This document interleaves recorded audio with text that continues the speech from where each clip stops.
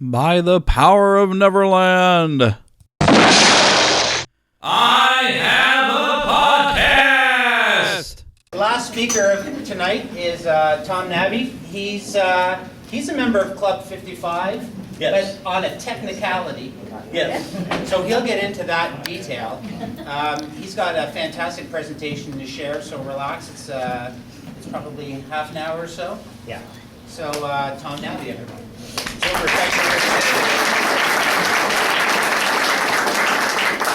I tell you, following Penfield is a hard act to follow. Now, I do this about once a month in a training program on property, and I live just down the street from Walt Disney World.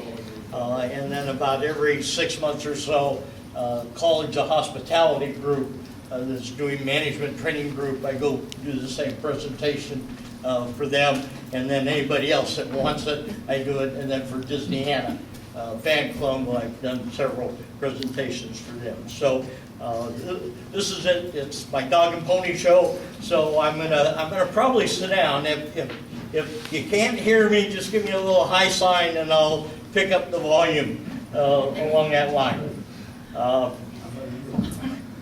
Pretty much, I was born in Santa Barbara, California, and then we moved from Santa Barbara to Los Angeles. Actually, I went to work at 9 years old selling newspapers at the Coliseum for football season to earn enough money to buy a bicycle so I could get a newspaper route in LA. And once I had a newspaper route, then I could able to get some spending money and do that. And then we made a decision, and we moved to Anaheim.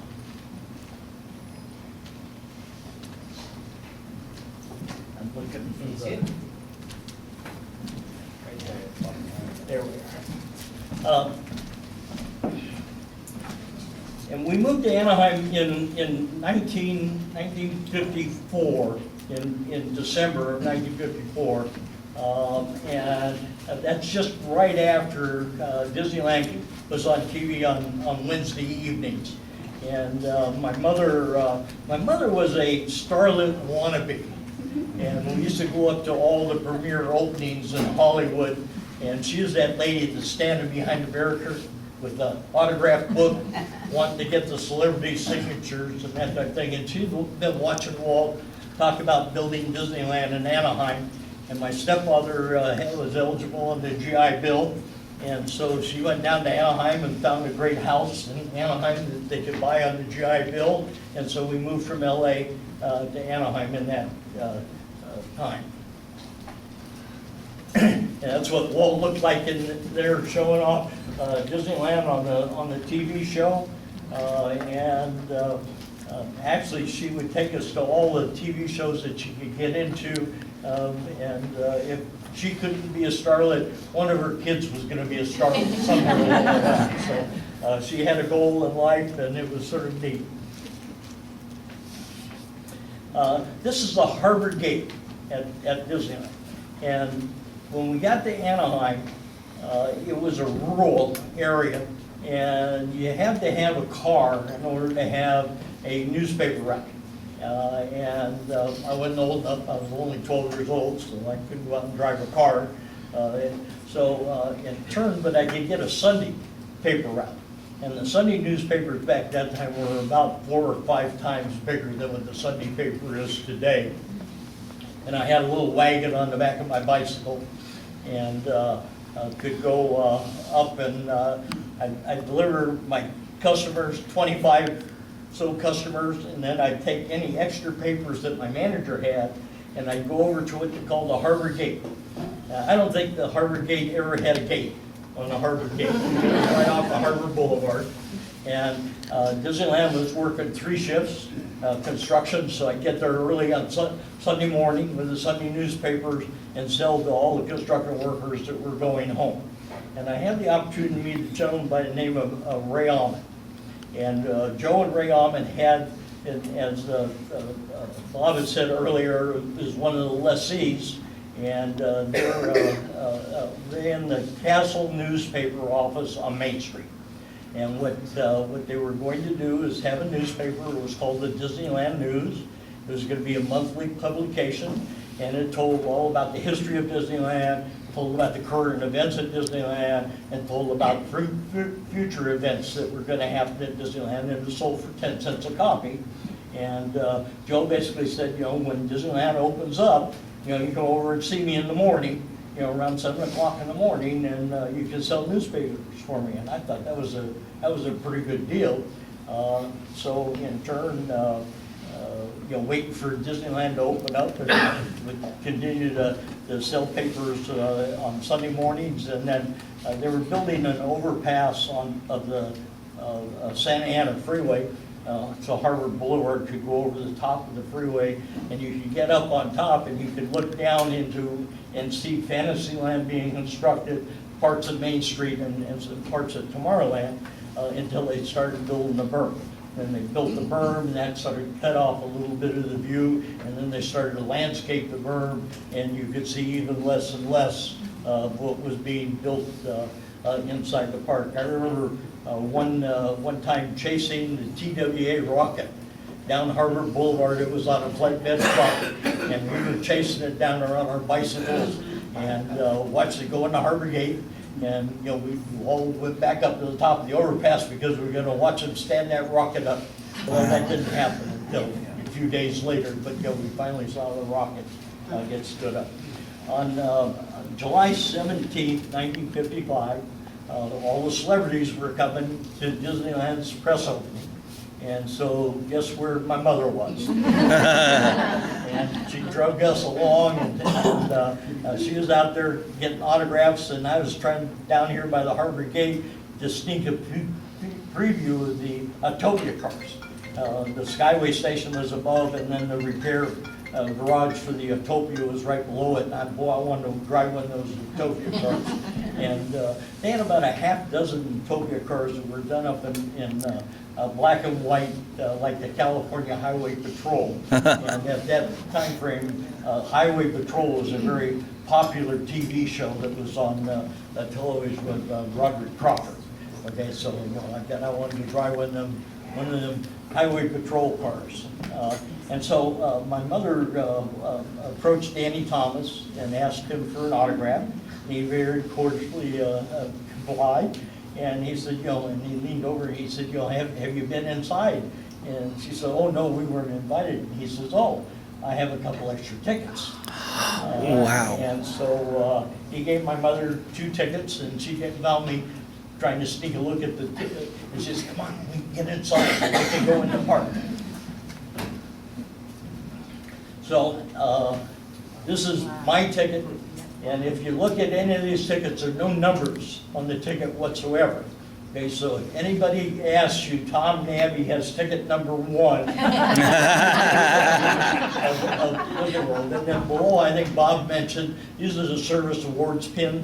The silver pin is a 1-year pin, and then the bronze pin is a 5-year pin, and then the one in the middle with the D in the castle is a 10-year service award. Actually, I worked for 15 years. Before I realized it was a full-time job. It was a good place to go to work for party, so I had a good time there. So we got into the park, and I remember running over to drive one of them Utopia cars, and everything was broken down. And I think it was the dirtiest I've ever seen a Disney park in my entire career of almost 50 years. And in turn, I think Walt, at that time frame, pretty much decided that housekeeping was number 1 on the list. And I don't think from that point forward that the park was ever as dirty as it was on that day. But it was a challenge. If you look at the ticket, down in the lower right-hand side, it says 5:30. Okay, there were tickets that were in, I think, 2-hour increments, okay, to stagger out the people who come in. But I don't think anybody paid any attention to that. So the ticket that's in the museum across the street, I think, is at 2:30 in the afternoon issue.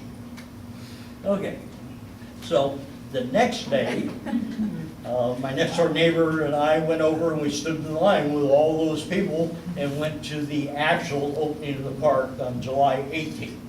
And I just give you a little idea of what the character costumes looked at back at opening. And you can see how much they've changed and matured through the years. And I love this one. This is the three little pigs.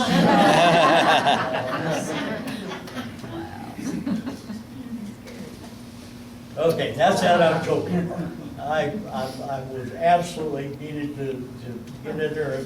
And what we would do in the morning is as newspaper boys is that show up. And the next day, on the 19th of July, I went to work as a newspaper boy. And the deal was that if you sold 100 papers outside the gate, then you could go inside the gate and continue to sell. And what we would do, those of us that sold 100, and that was a slam dunk. To sell 100 people out standing out in line, there was no problem at all getting out there and selling. And we'd run over to the Utopia because what they needed to do was to get all the cars out of the pit area and lined up and ready for when the guests would come in. So all the newspaper boys would go over there and drive the cars around and get them lined up in the first one. And everybody wanted to drive a police car. So that was one of the challenges that would occur during that time. I developed a very strong relationship with the manager of publicity. His name was Eddie Meck. And Eddie Meck, I believe, stood all of maybe 4 foot 10 inches and maybe weighed 100 pounds soaking wet. But Eddie knew every newspaper editor, every TV announcer, every radio announcer in all of LA, San Diego, and Orange County. When Disneyland originally opened up, there was a newsstand. It was up by the front gate on the left-hand side as you looked into the gate, and had copies of the news. That's when people read the newspaper, and had copies of all the local and national newspapers. And one of my jobs was to take a copy of every paper and take it up to the publicity office and drop it off on Eddie Meck's desk.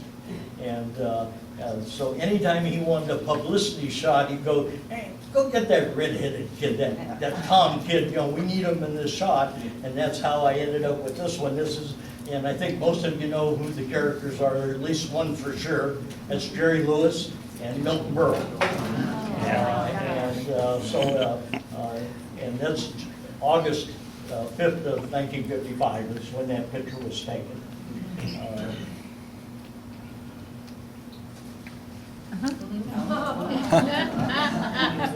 I hit the wrong button, I think. Well, okay, so when I was selling newspapers, somebody told me that Walt was going to build Tom Sawyer's Island. And that you look just like Tom Sawyer, like these cute kids over here. You look just like Tom Sawyer, that you should go ask Walt for a job. And I thought that was a very good idea. Walt was in the park quite frequently, and so I went on a crusade to find Walt Disney. And I introduced myself to Walt and told him that I heard he was going to build Tom Sawyer's Island, and I looked just like Tom Sawyer, and he should hire me. Well, he didn't. But what he said is he'd think about it. If he'd have said no, we wouldn't be here talking. And so he said he'd think about it. So every time after that I could find Walt, okay, I'd ask him if he was still thinking about hiring me to be Tom Sawyer. And I remember one conversation we had is he told me he could put a mannequin, or was it a donkey? So one or the other over on the island that wouldn't be leaving every 5 minutes for a Coke and a hot dog. So in turn, on somewhere in May of '56, I was spending my hard-earned money from selling newspapers in the penny arcade playing the baseball machine, and a gentleman by the name of Dick News came up and tapped me on the shoulder. You've heard about Dick from some of the other guys here, and when Dick says, "Come with me," You don't argue with Dick, you go with Dick. And we went over to Frontierland, and Walt and a gentleman named by the name of Morgan Evans, Bill Evans, the landscape architect for Disneyland and Walt Disney World, were coming off the island. And Walt says, "Do you still want to be Tom Sawyer?" And I thought, "Absolutely, Mr. Disney, I do." And you know, you got to understand, during this time, I'm 12. 12 years old, and Walt is talking to me as a future employee. Okay? And you know, he's dealt with a lot of kids, so he knows what's going on. He says, "You know, you need to get a work permit and a social security card. Once you do that, I'll put you to work."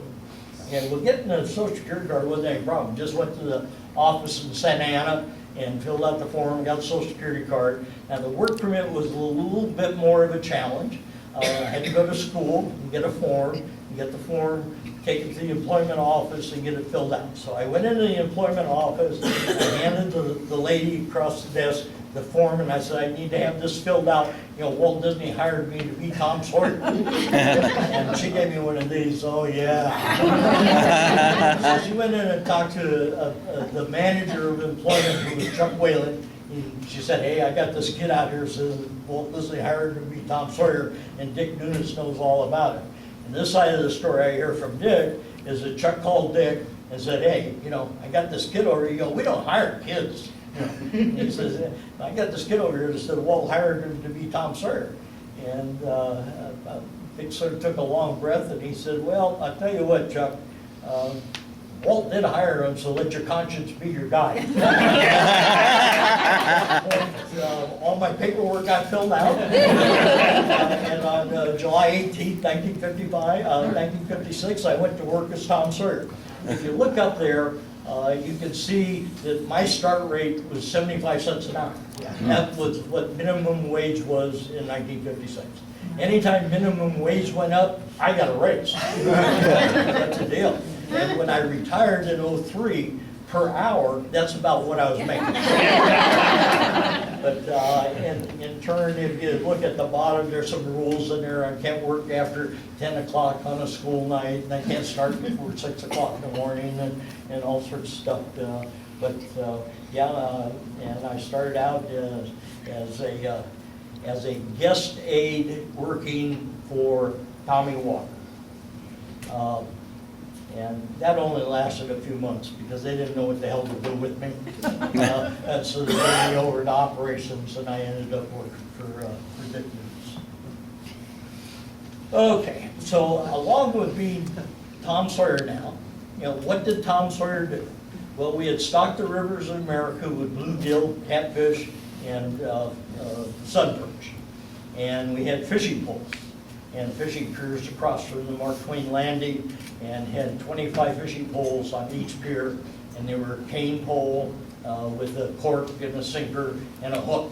And that was my job, was to build the poles and get them out on the dock, maintain them. If they got tangled, untangle them. If they needed repair, repair. And we also had some nice worms as bait. And we had little cans on the railing, and it said worms on the can. And so if the guests didn't want to bait their hooks, guess who got to bait their hooks? And the original program was catch and clean.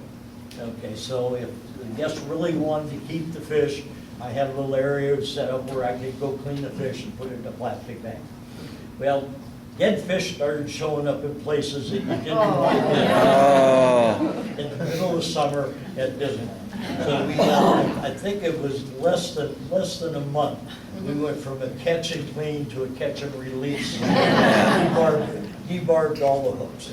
And you know, what else did Tom Sawyer do? Tom Sawyer posed for pictures. The other thing is I would either be Tom Sawyer or Huckleberry Finn, whatever the guests wanted me to be. Now, I wouldn't be Becky Thatcher, and I wouldn't be Indian Joe. But I must have hit everybody's picture album in the world, you know, in 1956, 57, and 58.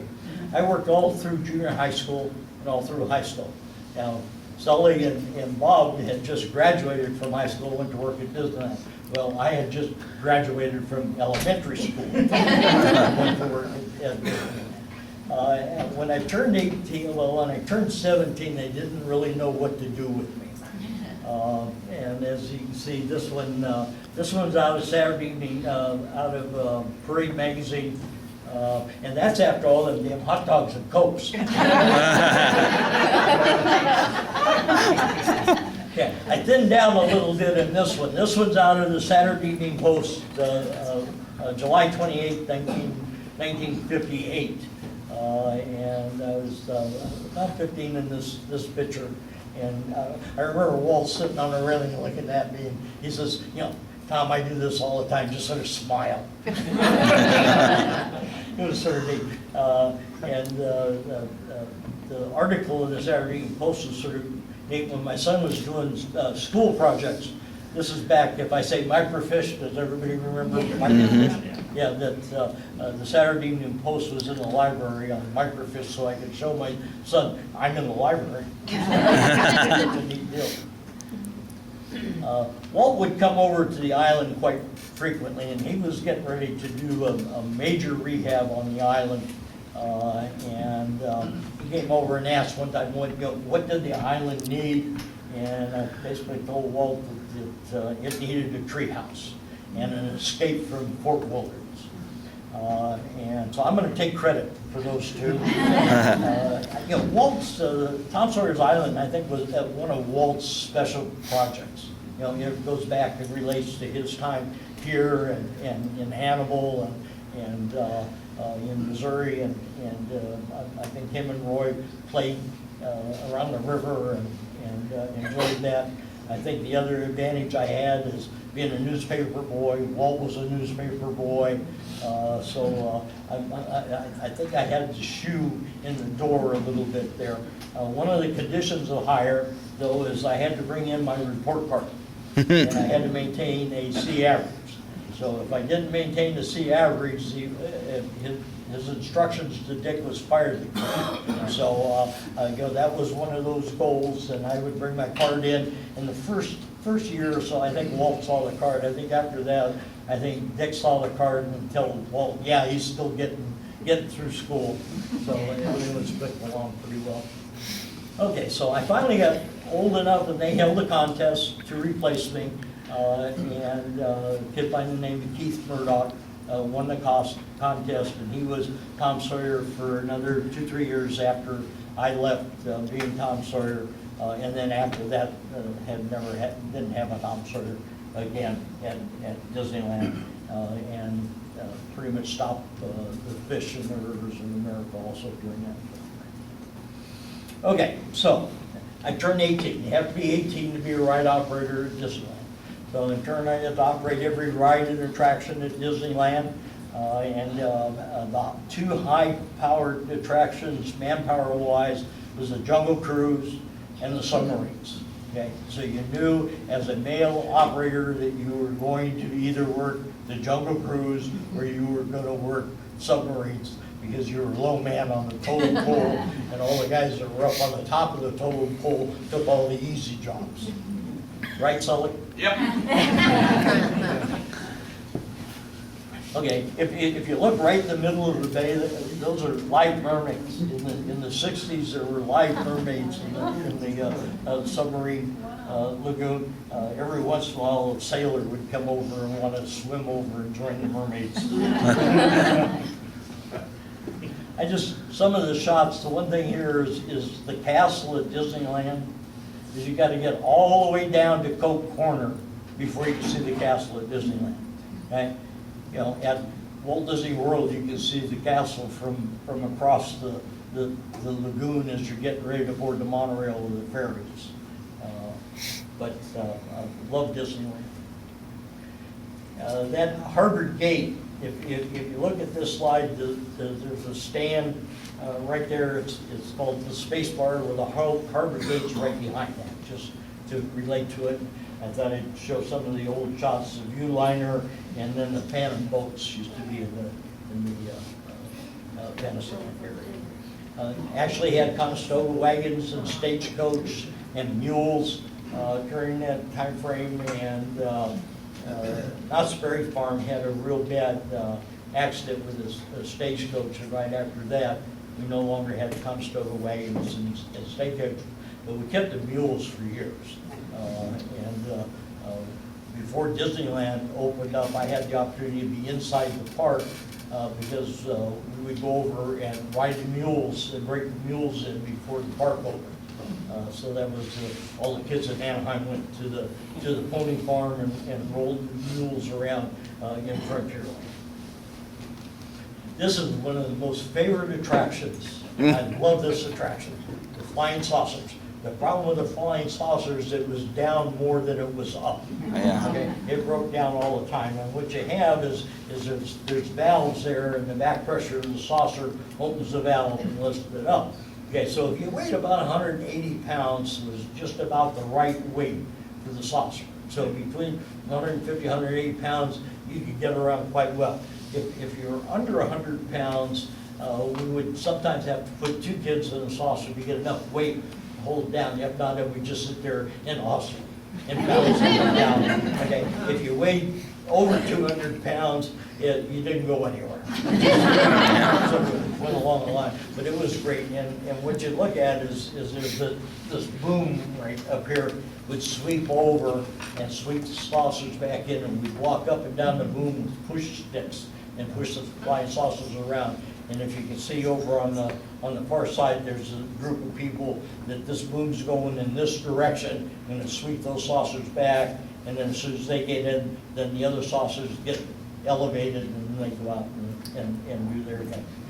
In the rain, it was really great. They just soak everybody in the rain. The problem being is if you had a cloud come over, the back pressure from the cloud would open all the valves. And then you'd have to go through the whole restart operation, which usually took about 20 minutes to a half hour to blow the table back up. Okay, so I worked all the rides and attractions at Disneyland with the exception of the steam train and the monorail. And the reason being is the steam train and the monorail were operated by Redlaw. And the people that worked on the monorail were Captain America type guys. Over 6 foot. I was never going to be over 6 foot. And real, slender looking guys, and that's the only costumes they had. So there's no way I was ever going to work the monorail. And just about the same time frame is I got an invite from my other uncle, Uncle Sam. Sent me a little letter and wanted me to participate in a war that was going on in Vietnam. And we all do some strange things in our life, and I went down and enlisted in the Marine Corps. And I was able to get a 3-year hitch. And so I went off and I had to be a Marine. John Wayne was a Marine, so I had to be a Marine. So somebody up there was looking out for me because I ended up enlisting in the Marine Corps, and because I took a 3-year hitch because I didn't want any reserve time when I got out, that it made me eligible for school. So they trained me to be an aviation radio repairman, and I had orders to Da Nang. And I fought the Battle of Highway 101, and I had a drunk hit me head on and put me in the hospital for 5 months. And from that point forward, I was waiting for a medical discharge. So during the height of the Vietnam War, I got no more than 82 miles from home. Okay, so I got discharged in 1968 from the Marine Corps, went back to Disneyland, had dreams of grandeur, being an electronical engineer, went back to Cal State Fullerton on the GI Bill, and clicking along, and they started interviewing people to come to Walt Disney World, and I realized I wasn't going to be a good electronical engineer, and I really wanted to be a operations manager, and so I had the opportunity to interview, and I was hired to come to Walt Disney World, and guess what I was going to do at Walt Disney World? I was going to be the opening supervisor on the monorail. So wow. Guess what they had to do at Disneyland? They had to train me on the monorail. And that's back when they had the Captain America costumes on the monorail. They were a blue color with red and white stripes and that type of thing. And so they altered the costume to fit me, and I looked like a little blue barrel. I interned, was trained on the monorail system, and we relocated to Walt Disney World. I had never been east of Phoenix that I could, I went to Chicago one time when I was a little kid, but I'd never been east of Phoenix. And we had 2 Volkswagens, and I drove a Volkswagen and towed a Volkswagen, and Mrs. Nabbe had put in the back of the one Volkswagen is 2 more bugs for Florida. And haulers and everything like that. But the same thing as Bob and Sully is, I met my wife, she worked in Oaks Tavern in Frontierland just before I went into the Marine Corps, and then one time on leave, I gave her a call and we started dating. So, and we got married in 1968, just before I got out of the Marine Corps. So a lot of families started at like Disneyland and Disney World. This is what the Contemporary Hotel looked like when we got here, up to Florida. Those are the elevator shafts, and it's the start of the skeleton of the hotel. Now, the whole concept of the hotel was all the rooms were built, okay, totally furnished with everything in the room, and then it was turned, that room was slid in to the structure, just like you'd put a drawer into a Chester drawer. Okay, and then the concept was, well, when it comes time for rehab, you just go pull that room out and you slide another one in. That never really happened. And the monorail ran right through the middle of the Contemporary Hotel. One of my monorail stories was the curved beams that you see. They're about 110 feet long, and they're actually, they aren't solid. They got a foam core inside of them, and then what they do is they connect 6 beams together and make one beam out of that. Well, and all these beams were fabricated in Tacoma, Washington, and shipped by rail to Walt Disney World. Well, somewhere in Georgia, the train went right and 2 of the beams went left in a snowstorm. And they lost them, and they couldn't find them, and so the decision was made to cast 2 more beams. But we had to wait almost 3 months for the beams to be fabricated and shipped back out, and they were the 2 beams that were on the north end of the Contemporary Hotel. And those are turns that come out of there, so the beams have a little bit of a camber to them, and the beams that they shipped are the cambers off just slightly. So if you ride the monorail through the Contemporary Hotel going north, you'll feel the train do a little bit of a jog as it comes through the building. So we finally got a closed loop about 4 months later than what we should, and we took the train out on track, and a gentleman by the name of Dave Giggenbach, who was a design engineer on it, was driving, and Dick Nunes again was sitting up front, and I was up there in front with Dave and Dick, and we pulled into the Contemporary Hotel, and the major construction going on, okay? And this is night, about 10 o'clock at night, and Dick sort of looked around and says, let's invite all these people for a ride. So in turn, got a hold of the construction manager and said, okay, we're going to take all these people for a ride, and Dick's philosophy is that if you put them on the train and ride around, they know what it's like, so the next time the train runs through the building, they won't stop working because they've already rode on it. That was probably the most amount of weight that a monorail has ever had on it in its entire life, but we drove all the way around and dropped all those construction workers back off on the monorail. So right after we're open up, go through the monorail. So what's the next major attraction? It's Tom Sawyer's Island. And I had sort of a little bit of a background and skill level at Tom Sawyer's Island, so I transferred from the transportation department to the Frontierland, and I came to Florida for 3 years. Okay? My goal was to come in and learn transportation, and I was going to go to work at Mineral King. Mineral King was one of the last projects that Walt was going to be involved in. It's in the south end of the Sequoia National Forest, and the Sierra Club sort of shut that job down. And then the decision was to make the ski area in Lake Independence, which is north of Truckee. Now, one thing about Truckee, it never rains in Truckee. It either snows or it doesn't. That's how damn cold it is up in Truckee. And then all that went well, all the ecological studies and everything, and then the state of California basically told Card Walker that they wanted 3 seats on the board, and Card told them to go pound salt, that they weren't getting 3 seats on the board, and at that time Card decided that he was going to build Epcot and shut down all other projects, and Epcot was where things were focused and going forward. So that's in the early mid-70s. Okay, you guys recommend these? This is the winner of the Becky Thatcher and Tom Sawyer contest from Hannibal in 1973. And we did the same thing for the opening of the island at Walt Disney World that we did at Disneyland, and we invited the winners of the contest out, and they were heavily involved in the press opening of the island. And I had the opportunity to hand them both a proclamation of their visit to Disneyland.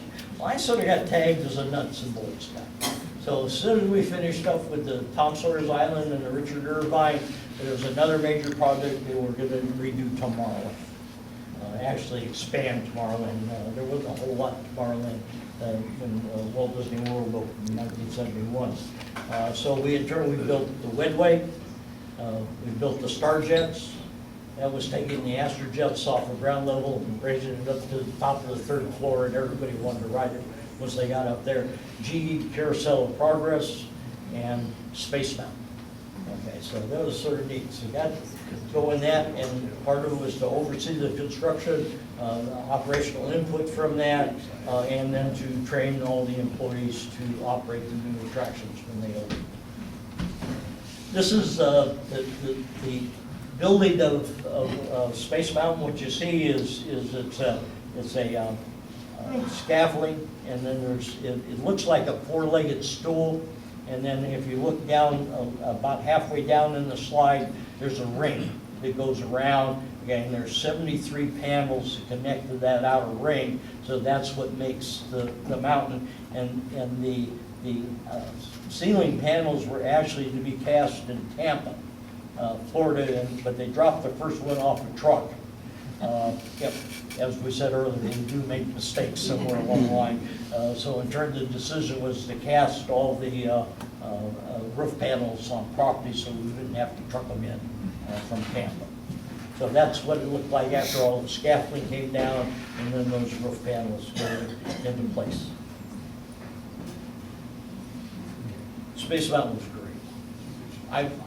I wouldn't pay the first dollar to ride a roller coaster, but I've ridden every roller coaster that we've ever built because it was part of the job and I had to.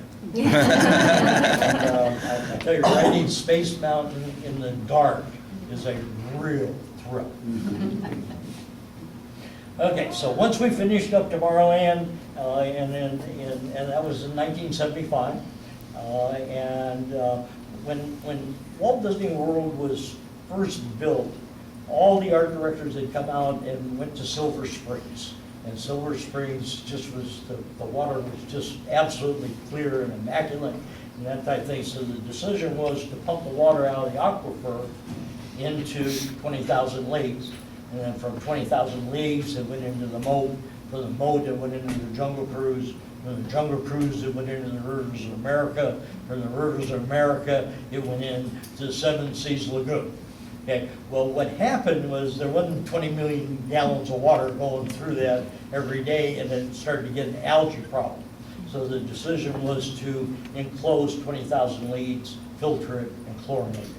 Okay, and we totally took the attraction all the way down, drained everything out, updated all the animation, put in a filter system, and chlorinated it And so the divers didn't have to scrub the mermaids and the fish every day in the portholes.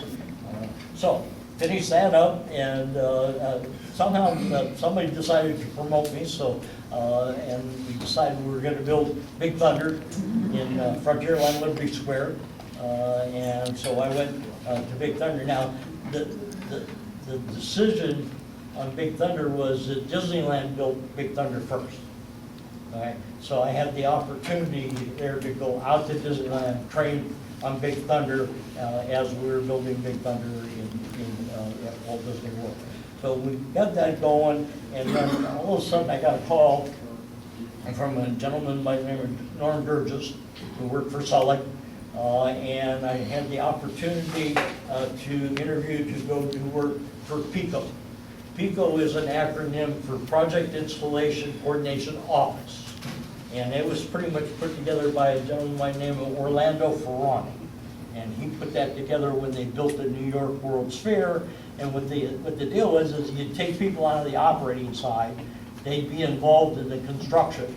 And once the park opened up, then they'd go back into the operating side and train and get everybody ready to go along that line. So here I'm looking, I go, oh, super, I'm gonna be a pavilion coordinator. Well, that isn't what they hadn't planned for me. They wanted me to operate a warehouse in Orlando Central. I had just built a house that was 3 miles away from the Magic Kingdom.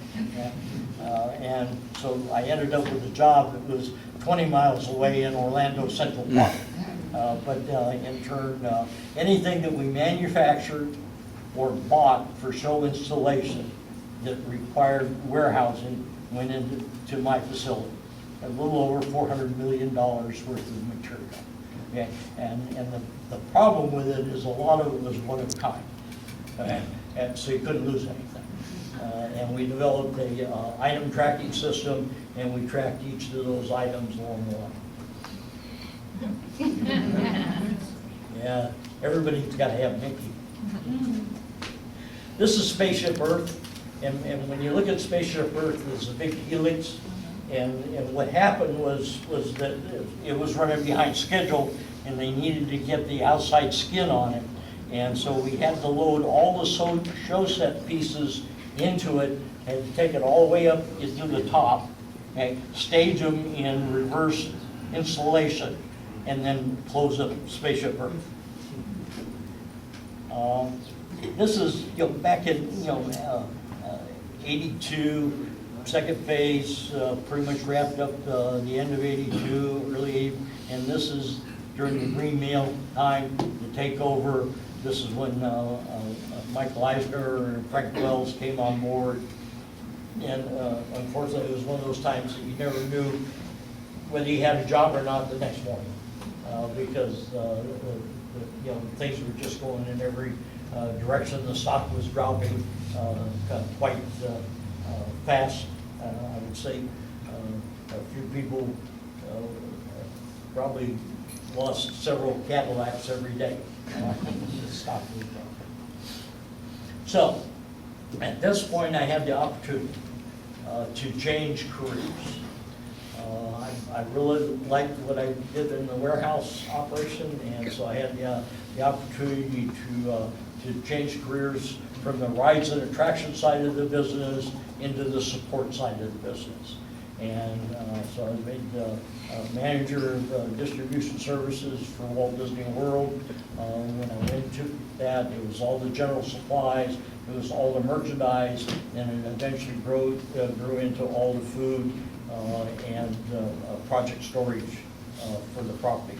And the property was growing like crazy during this time frame. Once Frank and Michael got on board and got settled, the property just expanded with growth in the resort side of the business, hotel after hotel, and the area was just going great. And we're trying to stay up with it. Had a very antiquated warehouse system, and that was one of the goals. Number one was to build new warehousing.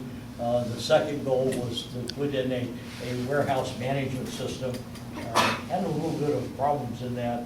I remember one afternoon, Sully drove his car into the warehouse and wanted to know where his merchandise was because we were having trouble getting it out of the building and delivered to the location. But we finally worked those boats out and got a real-time inventory system barcoded with inventory reliability up in the high 90% range. Okay, so after all that went on, then the next opportunity I had was to go to Paris. Originally, it was just supposed to train the director of the distribution for Paris, and everything was clicking along fine. And then on one Friday afternoon, I got a call from my boss at that time frame, Howard Rowland, and he says, you know, Tom, I want you in Paris on Sunday. As you noticed, and I think you heard, the trend is you don't really get an opportunity to ask to go places. You're sort of told where you're going. So I was on an airplane in Paris on Sunday. So my boss at that time in Paris, Paul Millet, and I had the opportunity to go through and help the distribution director get wrapped up and ready to go, and all the systems in place for the opening of Paris, and came back the end of April of 1992. When I got back, Modern Material Handling is a magazine that's for warehouse and distribution business. They wanted to come in and they wanted to do an article on Walt Disney World's 25th anniversary, and that's the year of the birthday cake castle. Care too much for the birthday castle, but in turn, once I saw what we were doing in the warehouse, they changed from a 2 or 3 page article to about a 30-page article on the distribution system for Walt Disney World, not just the 25th anniversary. So after we went through all that, in '03, I sort of decided that, I sat down with a financial advisor that I had had for about 20 years and said, you know, can I retire? And he said, yes, you can. And I said, super, well, you need to convince Mrs. Nabbe. So he sat down with Mrs. Nabbe and convinced Mrs. Nabbe that we could retire. I had seen so many of my mentors pass on and enjoy the first day of their retirement, and I had made a pledge to myself that wasn't going to happen to me. So in '03, I made the decision to retire. My boss at the time frame said, you know, Tom, what would you like for your retirement? And I tried to talk him into a window at Disneyland and a window at Walt Disney World. Well, I didn't get the one at Disneyland, but I did get the one at Walt Disney World.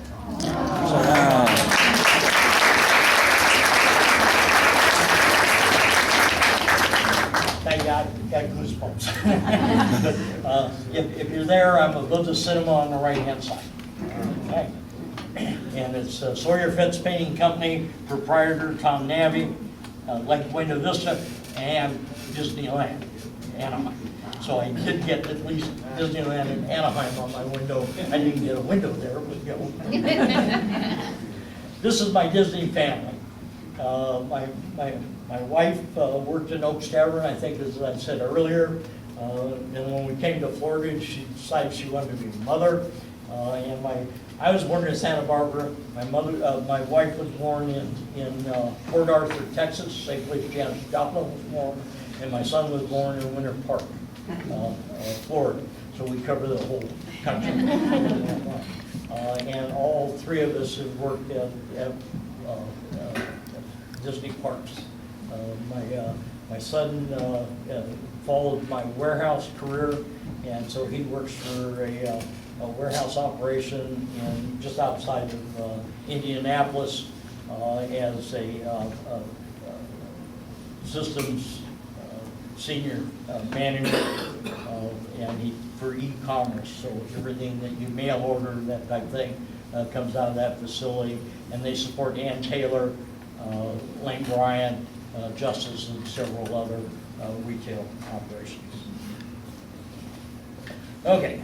So the boss gave me a miniature of my window on Main Street, which is so neat.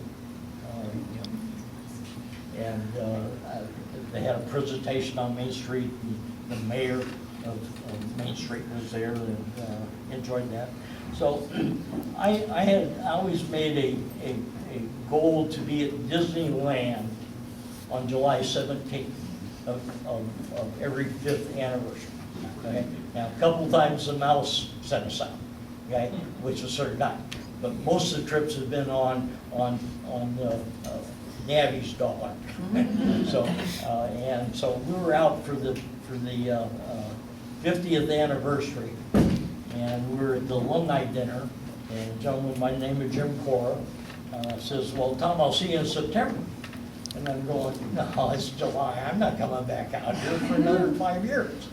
Well, sure enough, he says, "We've been nominated to be Disney Legends. And, you know, we're going to be inducted in '05. So Jim Cora, Will Sullivan, and myself were inducted in '05 as Disney Legends. I thought the window on Main Street was the height of but being made, and a living legend is great. You know, it was the height, and when you look at, you know, the companies, 110, 120,000 people now. You know, and such a small percentage along that line. And they normally have the celebration at the studio. But because it was Disneyland's 50th anniversary, they held it at Disneyland. Certainly, we were able to go home and sort of get our award and that type of thing. So what you see here is the upper right-hand picture where it says Legends, and the one below it, which is a clay model of my handprints and my signature.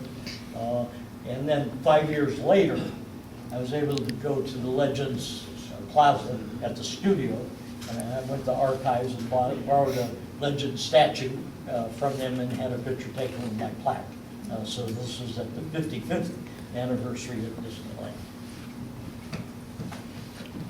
Roy Disney was very involved in the Legends program, and had the opportunity at the luncheon to spend a little bit of time and talk with him, and he's very kind to pose for a picture. That Legends Award, that probably weighs 16 pounds, and it's the replica of and there's a gigantic Legend statue in the plaza. And you know, the one thing here, and I think you hear it from any of the speakers that involved, it takes people in order to bring that dream alive. Okay, it takes educating people and training people in the Disney way, and that's what we've all been able to do through our lives and our career. You know, there wasn't any classes in 1955, and you know, and through the 60s. Now today you can go to school and go to the College of Hospitality, or you can learn theme park operations and that type of thing. But all of this, learned it on OJT. Every day was a new learning curve and a new challenge. And if you ever get into pest control or that type of thing, just remember, you know, Disneyland and the Walt Disney Company started with the mouse. So, you know, just don't exterminate all of the mice.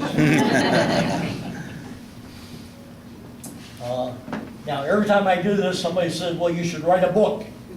Okay, so I did. In turn, both Sully and I were published this last year, and it's great.